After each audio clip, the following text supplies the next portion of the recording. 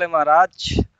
जैसा कि आज आपका जीके जीएस का जो ब्लैक बुक आपका है, ब्लैक बुक सीरीज स्टार्ट हो रही है। ब्लैक बुक एक बुक है जो कि जीएस के लिए काफ़ी महत्वपूर्ण किताब है। ये एक तरीके से लगभग लगभग एसएससी और बाकी एग्जाम के लिए बहुत अच्छे क्वेश्चन इस बुक से लिए गए हैं। इस बुक में है, उसी बुक को कंप्लीट खत्म करने के लिए एक ब्लैक बुक सीरीज स्टार्ट की गई है आज आप सभी के बीच में। क्लास वन आज आपका है और आज जितने भी क्वेश्चन लिए गए हैं सब प्रीवियस ईयर क्वेश्चन है, और साथ ही साथ इस ब्लैक बुक में जितने भी क्वेश्चन है वो भी सारे प्रीवियस ईयर क्वेश्चन है, चाहे वो जो आपके एसएससी में आए हुए हों या फिर बाकी अलग एग्जाम में। तो आपके 25 से 30 क्वेश्चन हर क्लास में आपको करवाए जाएंगे। ऐसे ऐसे करते करते एक टाइम पे आपको पूरे ब्लैक बुक जितना आपके चाहे वो हिस्ट्री हो, पॉलिटी हो या अदर कोई भी सब्जेक्ट हो, सारे क्वेश्चन को कवर करने की कोशिश की जाएगी। तो आइए एक शानदार तरीके से चीज़ों को पढ़ते हैं और आगे बढ़ते हैं। प्रीवियस ईयर क्वेश्चन है, ध्यान से पढ़िएगा। वन लाइनर क्वेश्चन है, कोई बहुत ज़्यादा उस पर टाइम नहीं लेना है, जल्दी जल्दी चीज़ों को ख़त्म करना है और याद करते हुए चलिए। कॉपी पेन भले ना उठाइए, बस चीज़ों को सुनते हुए चलिए। मैं बार बार आपसे ये चीज़ कहता हूँ कि सुन तो लो भाई। भाई अगर तुम सुनते रहे चीज़ों को तो फिर कहीं ना कहीं वो तुम्हें फायदा दे जाएगा, चीज़ें याद रहेंगी। हर चीज़ें कॉपी पेन पे नहीं लिखी जाती है गुरु। कुछ चीज़ें हैं कि आप सुनते रहिए और उस चीज़ को समझते रहिए और आगे बढ़ते रहिए। जब वो बार बार आपके सामने वो क्वेश्चन आएगा, क्योंकि मेरा स्ट्रेटजी यही है भाई कि हर क्वेश्चन को मैं हर तीसरे या चौथे क्लास में कहीं ना कहीं उस चीज़ को रिपीट करता रहूंगा, और चीज़ें आपके जब सामने होंगी, आपके आंखों के सामने होंगी, प्रत्यक्ष दर्शन जब आपको होंगे उन क्वेश्चन के, तो वो क्वेश्चन आपको ऑटोमेटिकली याद हो जाएंगे। तो आइए जोरदार तरीके से स्टार्ट करते हैं और शानदार तरीके से पढ़िएगा। मैं फिर बार बार ये चीज कहता हूँ, शानदार तरीके से पढ़िए, मस्त होके पढ़िए, आराम से चीजों को एंजॉय करते हुए पढ़िए। पहले क्वेश्चन की तरफ बढ़े अगर हम। चल बेटा शुरू हो जा।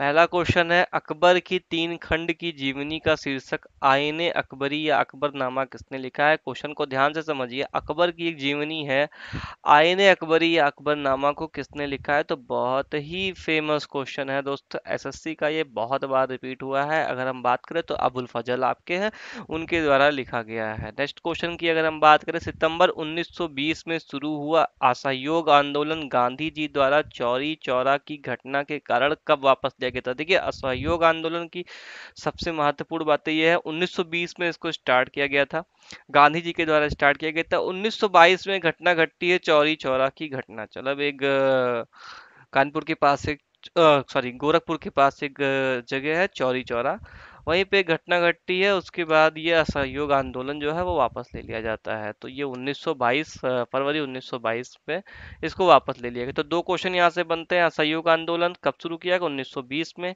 और कब वापस ले लिया गया? 1922 में। कारण क्या था? चौरी चौरा की घटना के कारण उसको वापस ले लिया गया था। नेक्स्ट क्वेश्चन की अगर हम बात करें, कंप्यूटर बाबा बढ़ जाओ आगे।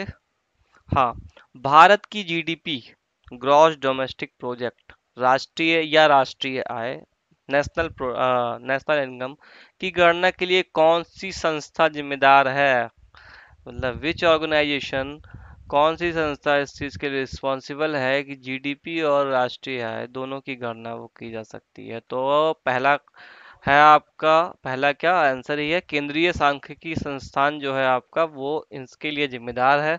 नेक्स्ट क्वेश्चन की बात करें, सकल राष्ट्रीय उत्पाद और शुद्ध राष्ट्रीय उत्पाद, जीएनपी और एनएनपी के बीच का अंतर क्या है? पहले तो चीजों को समझिए। सकल राष्ट्रीय उत्पाद और शुद्ध राष्ट्रीय उत्पाद, सकल मतलब एक राष्ट्र के अंदर जो भी उत्पादन हुआ है उसको सकल राष्ट्रीय उत्पाद कहा जाएगा। साथ ही साथ उस सकल राष्ट्रीय उत्पाद से अगर हम मूल ह्रास को या जो भी चीजों मतलब एक तरीके से मान लीजिए आप एक फैक्ट्री रन कर रहे हैं, तो टोटल वहां पे मान लीजिए 100 पैकेट बने, टोटल 100 पैकेट वहां पे क्या कहते हैं प्रोडक्शन हुआ, जिसपे से क्या हुआ कि 10 पैकेट आपके खराब निकल गए किसी तरीके से, तो वो एक तरीके से हरास कहलाता है इकोनॉमिक की भाषा में। तो उस हरास को जब हम उससे निकाल देते हैं तो आपका शुद्ध राष्ट्रीय उत्पाद हो जाता है एक तरीके से। के बीच का अंतर किसके बराबर होता है? तो मूल्यह्रास के बराबर होता है। देखिए बात वही आई सामने ना, मूल्यह्रास के बराबर होता है। नेक्स्ट क्वेश्चन की बात करें, हर्षचरित कन्नौज के शासक हर्षवर्धन की जीवनी है, इसके रचयिता उनके दरबारी कवि कौन है? हर्षचरित, कन्नौज के एक शासक हैं हर्षवर्धन, उनकी जीवनी है। तो हर्षवर्धन की जीवनी का नाम क्या है दोस्तों? तो हर्षचरित है, ध्यान रखिएगा इस चीज को। और उसके रचयिता जो उनके दरबारी कवि हैं, तो उनका नाम क्या है? तो बाणभट्ट है उनका नाम, ध्यान रखिएगा। आगे बढ़ते हैं। पानीपत की लड़ाई, अरे बहुत इंपॉर्टेंट क्वेश्चन है गुरु, ये जान लो, हर एग्जाम में पानीपत की लड़ाई और ये मैसूर की लड़ाई तो रखा है, आना ही आना है भाई। ए, तो पानीपत की पहली लड़ाई जिसमें मुगल शासन की नींव रखी गई, इब्राहिम लोदी और बाबर के बीच कब हुई थी? तो 1526 में हुई थी। अब पानीपत की पहली लड़ाई तो मैंने बता दी, अब बाकी दो लड़ाई आप जा करके याद कर लेना। तो पानीपत की लड़ाई जो आपका वो कंफर्म हो जाएगा और चीजों को बेहतर करके आएंगे आप। आगे बढ़े। तीन कठिया प्राण के खिलाफ नील किसानों के लिए गांधी जी का पहला सत्याग्रह कहाँ हुआ था? तीन कठिया प्राण के खिलाफ नील किसानों के लिए गांधी जी का पहला सत्याग्रह यानी कि नील आंदोलन जो हुआ था, चंपारण में हुआ था। ये चंपारण में हुआ था। चंपारण कहाँ पड़ता है दोस्तों? बिहार में पड़ता है। तो चंपारण हुआ था। असहयोग आंदोलन की विफलता के बाद मोतीलाल नेहरू और चित्तरंजन दास ने एक पार्टी की स्थापना की जिसका नाम क्या था? असहयोग आंदोलन। असहयोग आंदोलन कब शुरू हुआ? 1920। कब खत्म हो गया? 1922 में उसको वापस ले लिया गया। क्यों लिया गया? चौरी चौरा की घटना हो गई थी भैया, इसलिए हमने वापस ले लिया था इसको। अब उसी के बाद में एक पार्टी की स्थापना होती है जिसके संस्थापक मोतीलाल नेहरू और चित्तरंजन दास जी हैं। तो मतलब जिस पार्टी की स्थापना की उसका नाम पूछा गया है दोस्तों, तो उसका नाम स्वराज पार्टी होता है। 1923 में इसकी स्थापना हुई है। तो स्वराज पार्टी की स्थापना किसने किया? मोतीलाल नेहरू और चित्तरंजन दास ने इसकी स्थापना की। अगले क्वेश्चन की तरफ बढ़े। भारत के कर्नाटक राज्य में 830 फीट ऊंचा जलप्रपात जो शरावती नदी द्वारा बनाया गया है, कौन सा जलप्रपात है? तो शरावती नदी कहाँ पे है? कर्नाटका में है। 830 फीट ऊंचा जलप्रपात बनाया गया, उसका नाम पूछा गया है आपसे, तो गरसोप्पा या जोग जलप्रपात कहते हैं उसको। बहुत ही महत्वपूर्ण क्वेश्चन है, एसएससी में बार बार रिपीट होता है। एसएससी सीएचएसएल वालों के लिए तो ये क्लास वरदान है एक तरीके से, जान लो भाई। संसद के दोनों सदनों के बीच संयुक्त बैठक कौन कर सकता है? वैसे मैंने पहले मॉक टेस्ट में बताया है इस चीज को, तो लोकसभा अध्यक्ष कर सकता है। संयुक्त बैठक जो है वो लोकसभा अध्यक्ष कर सकता है। कौन बुला सकता है? तो आपके राष्ट्रपति बुला सकते हैं। संयुक्त राष्ट्र सुरक्षा परिषद से 5 अस्थायी सदस्य कौन कौन से देश हैं आपके? अमेरिका, ब्रिटेन, रूस, चीन और फ्रांस। अमेरिका, ब्रिटेन, रूस, चीन और फ्रांस। नीचे से क्वेश्चन उड़ता हुआ आपके लिए आया। भारत के किस गवर्नर जनरल को ने 1829 में सती प्रथा को अपराध घोषित कर समाप्त कर दिया गया था? तो भैया ये विलियम बेंटिक थे। विलियम बेंटिक जी ने 1829 में सती प्रथा को अपराध घोषित कर दिया था। तो 1829 के समय कौन गवर्नर जनरल था? विलियम बेंटिक थे, ये चीज ध्यान रखिएगा। नेक्स्ट है, भारतीय संविधान ने किस देश से राज्य से नीति निर्देशित सिद्धांतों का विचार लिया है, यानी कि आपका डीपीएसपी कहाँ से लिया गया है? तो ये आपका दोस्तों आयरलैंड से लिया गया है। साथ ही नेक्स्ट क्वेश्चन है, ओजोन परत का ह्रास किसके कारण होता है? जितनी गर्मी बढ़ रही है ना दिल्ली में, तो कुछ और ज्यादा ही गर्मी है। तो ये कहाँ से ले भैया? ये ओजोन जो आपकी जो ओजोन लेयर है उसका धीमे धीमे ह्रास हो रहा है, खत्म हो रहा है, उसमें हल्का हो रहा है। इस वजह से गर्मी बढ़ती जा रही है। क्यों बढ़ती जा रही है भैया? जो सूरज देवता है उनकी जो परावैंगनी किरणें होती हैं सीधा पृथ्वी पर आती हैं। पहले क्या होता था कि कुछ वापस चली जाती थी। तो भैया ओजोन परत का ह्रास किसके कारण होता है? तो क्लोरोफ्लोरोकार्बन जो आपके फ्रिज जो एसी में है, जो आजकल हर आदमी एसी लगवा लगा घूम रहा है ना, एसी फ्रिज, इससे निकलता है ये क्लोरोफ्लोरोकार्बन। ठीक है, तो अगले क्वेश्चन की तरफ बढ़ जाओ बेटा। बेरी बेरी किसके कमी के कारण होता है? Beriberi thiamine vitamin B 1 के कारण होता है। थायमिन विटामिन बी 1 के कारण बेरी बेरी रोग होता है। 1526 में भारत में मुगल साम्राज्य की स्थापना किसने की थी? तो भैया बाबर ने की थी। 1526 में बाबर ने मुगल साम्राज्य की नींव रखी थी। समझ लिए भाई। अगले क्वेश्चन की तरफ बढ़ जाओ। बंगाल का अस्थाई भूमि राजस्व बंदोबस्त किसके द्वारा शुरू किया गया था? बंगाल का अस्थाई भूमि राजस्व बंदोबस्त, ये जो भूमि राजस्व बंदोबस्त है बहुत ही इंपॉर्टेंट है भैया। तो ये शुरू किया था कॉर्नवालिस के द्वारा। ये आपके उस टाइम के बंगाल के गवर्नर थे, इनके द्वारा ही अस्थाई बंदोबस्त की व्यवस्था लागू की गई थी, कॉर्नवालिस के द्वारा।